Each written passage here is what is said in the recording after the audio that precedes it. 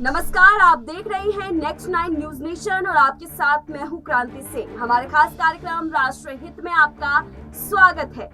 भारत को पूरे विश्व में एक शब्द के आधार पर जाना जाता है, वो है धर्मनिरपेक्ष भारत, जहां सभी धर्मों को बराबर का हक मिलता है।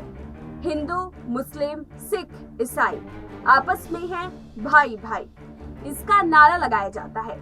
धर्मनिरपेक्ष भारत की व्यवस्था को देख विश्व हैरान है। बाहरी देशों में भारत की तरह संविधान बनाने की कोशिश की जाती है, लेकिन भारत की तरह संविधान नहीं बन पाता है। धर्मनिरपेक्ष शब्द भारतीय संविधान की प्रस्तावना में 42वें संशोधन 1976 द्वारा डाला गया है और तब से भारत एक धर्मनिरपेक्ष देश बन गया। लेकिन अब इस धर्मनिरपेक्ष देश पर सवाल खड़े हो रहे हैं। सवाल ये है कि धर्मनिरपेक्षता की आड़ में हिंदू समाज को अराजक बता देना कितना सही? हमारे देश में क्यों हिंदुओं की आस्था पर वार किया जाता है? क्यों देश में सनातन धर्म का मजाक बनाया जाता है? क्यों अन्य धर्म के मुकाबले हिंदू धर्म को कम तवज्जो दी जाती है?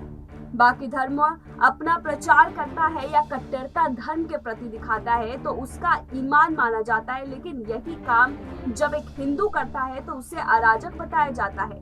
आखिर क्यों? क्या इसकी वजह देश का धर्मनिरपेक्ष होना है? और क्या संविधान के इस शब्द पर फिर चर्चा होने की जरूरत है? इन तमाम विषयों पर आज राष्ट्रहित में हम बात करेंगे। देखिए हमारी ये खास रिपोर्ट। भारत एक धर्मनिरपेक्ष देश, धर्मनिरपेक्षता की बलि चढ़ता हिंदू समाज। धर्मनिरपेक्षता की आड़ में हिंदू समाज को अराजक बता देना कितना सही? कब तक धर्मनिरपेक्षता की आड़ में जारी रहेगा हिंदुओं का शोषण? भारत की धर्मनिरपेक्षता पर उठ रहे कई सवाल। संविधान में धर्मनिरपेक्ष शब्द पर फिर होनी चाहिए चर्चा। क्या देश में बदलाव की है जरूरत? आपने सुना होगा कि भारत एक सेक्युलर यानी धर्मनिरपेक्ष राष्ट्र है, लेकिन क्या आप जानते हैं कि धर्मनिरपेक्षता खास तौर पर पश्चिमी का शब्द है, जो प्रोटेस्टेंट सुधार और एनलाइटमेंट युग में हुए राजनीतिक बदलाव में जन्मा था।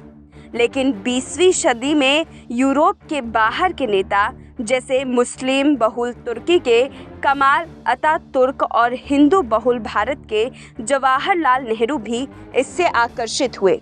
दोनों ने इसे आधुनिकता की निशानी माना। नेहरू ने इसे उस धार्मिक और सांप्रदायिक शत्रुता को टालने का एकमात्र तरीका माना जिसने देश का बंटवारा किया। क्या संविधान में ये शब्द शामिल करना जरूरी था? संविधान सभा के अध्यक्ष डॉक्टर BR अम्बेडकर ऐसा नहीं मानते थे।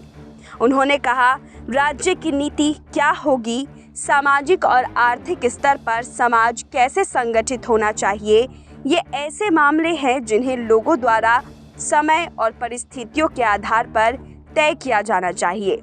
इसे संविधान में नहीं लिखा जा सकता, क्योंकि यह तो लोकतंत्र को ही खत्म करने जैसा होगा। फिर भी अनुच्छेद 25, 26, 27 और 28 में अपने धर्म के पालन और प्रचार की स्वतंत्रता की गारंटी, इसकी पुष्टि होती है कि धर्मनिरपेक्षता की अवधारणा देश के संवैधानिक दर्शन में असंदिग्ध रूप से शामिल है। और जब से भारत धर्मनिरपेक्ष देश बना है, तब से देश में सनातन धर्म की दुर्दशा भी बढ़ी है। अब आप सोच रहे होंगे कैसे? तो इसे ऐसे समझिए कि बहुलतावाद यानी सेकुलरवाद के विपरीत धर्म को सक्रिय प्रोत्साहन दिया जाता है। धर्मनिरपेक्षता के भारतीय संस्करण के तहत सरकार की 1951 के धार्मिक और धर्मार्थ दान कानून के तहत सरकार हिंदू मंदिर का अधिग्रहण कर उसका संचालन कर सकती है और दान में मिली राशि ऐसे कार्यों में खर्च कर सकती है जो वो उचित समझे। इसमें मंदिर से असंबंधित कार्य भी शामिल है। हिंदू समाज के लोगों को ये सब पसंद नहीं है, फिर भी देश में इसे संचालित किया जा रहा है। यही हमारे धर्मनिरपेक्ष भारत में मुस्लिम समुदाय में पिछड़ी परंपराओं को बिना कुछ कहे स्वीकारना, जबकि हिंदुओं से प्रगतिशील व्यवहार की अपेक्षा रखना, अल्पसंख्यक शिक्षा को समर्थन जबकि हिंदुओं को ऐसी मदद से वंचित रखना, हिंदुओं में परिवार नियोजन का प्रचार पर मुस्लिमों में नहीं, कट्टरपंथी मुस्लिम नेताओं के नेतृत्व में मुस्लिम वोट बैंक बनाना पर ऐसे हिंदू नेताओं का निरादर करना और भी कई अहम मुद्दे इसमें शामिल है। धर्मनिरपेक्षता हिंदुओं को धर्म से दूर करने का षड्यंत्र है। इसको लेकर देवबंद में बजरंग दल के राष्ट्रीय संयोजक सोहन सोलंकी ने कहा कि धर्मनिरपेक्षता हिंदुओं को धर्म से दूर करने का षड्यंत्र है। हिंदुओं को अपनी आने वाली पीढ़ी को बचाना है तो इस झूठी धर्मनिरपेक्षता के चक्रव्यूह से बाहर निकलना होगा। आपको बता दें कि सोहन सोलंकी का कहना है कि एक बार नहीं, इस देश में बार बार हिंदुओं की मान मर्यादा, परंपरा और संस्कृति पर कुठाराघात किया गया। हिंदुओं को धर्म से दूर करने के लिए ही धर्मनिरपेक्षता शब्द को गढ़ा गया ताकि हिंदू अपने धर्म से दूर हो। इस धर्मनिरपेक्षता ने हमें अपने धार्मिक ग्रंथों से दूर किया। हमने वेद, पुराण, उपनिषद, गीता को पढ़ना छोड़ दिया। देश की धर्मनिरपेक्षता के हत्थे हिंदू धर्म चढ़ रहा है। नतीजे में मुस्लिम तुष्टीकरण की व्यापक धारणा बनी, जो मुस्लिमों के सामाजिक आर्थिक पिछड़ेपन के आंकड़ों और आवास सहित रोजगार में भेदभाव को देखते हुए अजीब लगती है।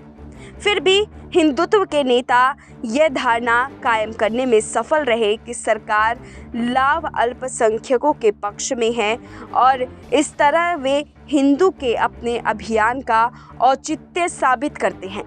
इन्हीं कारणों से दीनदयाल उपाध्याय ने कहा था, धर्मनिरपेक्षता का मतलब है हिंदुओं का विरोध और मुस्लिम और अन्य अल्पसंख्यकों का तुष्टीकरण। हमें इस शब्द से जितनी जल्दी संभव हो पिंड छुड़ा लेना चाहिए। भारतीय संदर्भ में ये एक कदम अप्रासंगिक है। अनेकता में एकता, यही है भारत की विशेषता। शब्दों के इस गठजोड़ का हमारे देश में क्या सच में पालन किया जा रहा है? देश में सनातन धर्म की जो स्थिति वर्तमान में देखी जा रही है, उससे आप कितने प्रभावित हो रहे हैं? और हमारा राष्ट्र हित का ये प्रोग्राम आपको कैसा लगा, हमें कमेंट करके जरूर बताइए। फिलहाल ऐसे ही तमाम अपडेट्स के लिए देखते रहिए नेक्स्ट 9 न्यूज़ नेशन।